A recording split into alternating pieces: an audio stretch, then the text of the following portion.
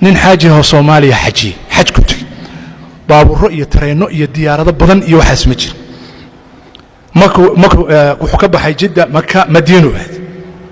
xaaskiisa yaa la socota markii uu ka soo noqday Madiina jidad laami xataa ma jirin dhulkaas fakhri buu ahaa waagaas ayaa askari jidka istaajisay nimankii askarta ahaa ee bointiga joogay islaantii baa hunguri ka galay xaajigaas watay way dejiyeen labadoodiiba markay dejiyeenna waxaa islaantii waa lagu xadgudbay way iska aamustay odagii dhinac baa la geliyey iyadana dhinac shibay tiri waxay tiri ama odagana lagaa dilaa balaayo kale intii ku raacdo ceebtii iyo xadgudubkii ama haddana odagana lagaa dilaa ya iska aamustay markay soo dhawaadeen oo gaari ka soo baxeen meeshii ayaa odayga u sheegtay odagii baa baxay ani xaadisada waxa ii sheegay nin odaya oo da'ah oo Soomaali ah oo dhulkaas dadkii ku koray 100 sano ka hor Xijaaz waxa dhacday marka maxaa dhacday ninkii oo erdigiisii lagu xadgudbay oo caraysan oo iskiina baa yimi wuxuu imaaday Jidda subaxdii wuxuu tagay safaaradda Soomaaliya safiirkii buu la wuxuu ku yiri saas ay ugu dhacday waa muwaadin Soomaali safiirka madaxu ruuxay waraaqihii wali maalinkiino waxba ma aragtay wali wasaaradda iyo kamaana soo dhamaano meesii saas bal waa fiirinayna xaaladda waa fiirinayna nin odayaasha Soomaaliyeed oo hore ah oo dhiig lahaa oo dadnimada lahaa oo izada iyo sharafta yaqaani ayaa hortiisa fadhiyay intuu ishayn waayay buu dharbaaxa safiirkii kaga soo gooyay labada indhood buu jaray kaasuu yiri غير مسؤول ضمير أهبات مواطن باكويمي أردقيسي لغو حد قدبي واحد ماشي أفرد إذا الساق خدمة يسوي قال لا نيع صوب نيجي بقى أنت سوق أبتي إن لا يقاننا هو سوق حي وحو كان بغر فيصل ومركز وحو يهي أمير لو كان حجاز مركز مسؤول كان سوق لي دقيسو يرني كان دقيسو ninkii talada wixii buu sheegay Faisal wiilkiisi kullu waa dhinteen hadda Sacuud Faisal dhigi jiray wasiir khaarijiye ahaan jiray oo markaa wiil yar oo isaga la shaqeeyaa u yaar kaalay Sacuud bax diyaarad helicopter hal diyaarad bay haystaan qaado afartan nin oo askarta meeshaas joogta soo xira keena taxqiiqiye arinteeda isoo ogaaday wax yar hadii la keenay nimanka la soo qabtay wuu baxay ninkii nimanku soo tusay waa la keenay xogaa hadii la joogay waa qirteen arintii horego gooyay afartoodaba hal salbiyo hana la dilo afartiiba waa la dilay markii la dilay ayaa meedaankii qisaasta Jidda lagu sameyn jiray dad baa yaqaanay reer Xijaaz joogi jiray ya meedaanul bay'a meel la yiraahdo Jidda bartamadeeda ku taalo waxa jirtay dadka qoorta qisaasta lagu sameeyo ama xuduudda lagu oofiyo halka hal lagu salbiyaa dadka oo dhamay hadda wadaan wax dhowr iyo 68 meelahaas أسبوع وحكو دوي ماشي أفرتي أسكري صار ناين يقول ميدا تاس با وحي كانت iyo xawaadista la midka ah baa waxay keentay in qof dukaan kiis dhulkaas Xijaaz markay amaanka inuu marada intuu soo saaro dukaanka aan quful ku xirin iska dhaaf waxa ku jiray quful aan ku xirin hatta albaabka ma xiray mara busaa saari bas salaadu aadi masaajidku aadi mana ka baqayo miftaax yar insaan looga qaado waxa dhacay gaf way gacantu anta maqan nina ku dhici maayo in la salbiyo dhulka ammaan way marka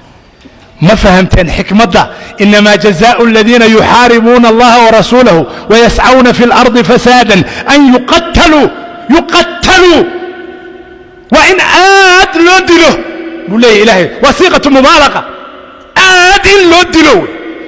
ما هادعي توقع قاتلك هدو نمد قاله كن كلا كدن بيو ينا واحد دلاي qabiilku hadduu hoos gashado oo yidhaahdo qisaas laga oofin maayo oo la xiri maayo oo la dili maayo hadduu yidhaahdo qabiilku ha ogaado qabiilka laftigiisa kun kale in laga dilaayo biqayri xaq ay ka dhimanayaan hal qof bay qisaastiisa diideen fasahaadda ay samaynayaan bal eeg odayaashaas qabiilkaas reerkaas fasahaadda ay isugu kaalmaynayaan taas wey walaa tufsiduu fi lardi bacda islaaxiha haddaad diiddo qisaada dhulkaad fasahaadisi haddaad diiddo tuugga in la qabto dhulkaad fasahaadisi haddaad diiddo taajirka xoolaha dhacaya oo dadka masaakiinta dhacaya oo khiyaanada samaynaya oo qishiga samaynaya oo daawada faasidka ah iyo raashinka faasidka ah oo dhacay ka gadaya min ajli in adeerkaa inuu yahay reerkaaga inuu yahay laaluush inuu bixiyey ama aad mas-uul tahay oo laaluush u qariso mufsid baa tahay adduunka fasahaadiyey dhulkii ilaahay baad ku cayaartay ood fasahaadisa hawadu haddii aynu urin lahayn urka fasahaadaada dadku ma joogi kareen way sakhraami lahaayeen urka fasahaadkaaga la sakhraami lahaayeen laakiin waynaan urinayn waynaan arkin walaalayaal ma ku dhammayn karno kelmaddan ilaahay subxaana wa tacaala xikmadda uu leeyahay walaa tufsiduu fi lardi bacda islaaxiha waa kelimad kooban dhulkan ilaahay wuxuu ku islaaxinayaa dhulka sharciga ilaahay kitaabka ilaahay daacada ilaahay sunnada iyo wanaagga kala dambaynta iyo nidaamka is-adeecidda iyo isnidaaminta khilaafka qatiicada fasahaadda dhiigga daadintiisa xaqdarrada ah oo waxyaalaha innaga maanta fasahaadda ugu weyno ina haysata ay ka mid tahay dhiiggaas daadanaya goormuu joogsan doonaa walaalayaal goorma ama aana alawaanu ayuha alikhwa soomaaliyey miyaan wakhtigii la gaarin alam ya'ni liladiina aamanuu an takhshaca quluubuhum lidikri اllahi wama nazla min alxaq miyaan la gaarin inaan idhaahno tawba وفساهاد ولا ما أديعيو فكرتكم ما أديعيو دلكم ما أديعيو دقدادكم ما أديعيو خيانكم ما أديعيو مسقماسكم ما أديعيو كما كالبينيو ميان لقارن إنه فساهاد كبحنو وإن ندوك إلهي فساهاد دولك يعني ما فساهاد كسعطة سيدين حريص سودقيس سيدنا أخونا حريص ديك دادنا يا مال والبا جدت كأني كنت دادنا يا قرجف مساجد وكبح جد بو مري قرقي سيبوه جد بو مري مال بو مري دكان بو هذي قلع سيبوه هذي قبر مسكينة وحسكي بسريس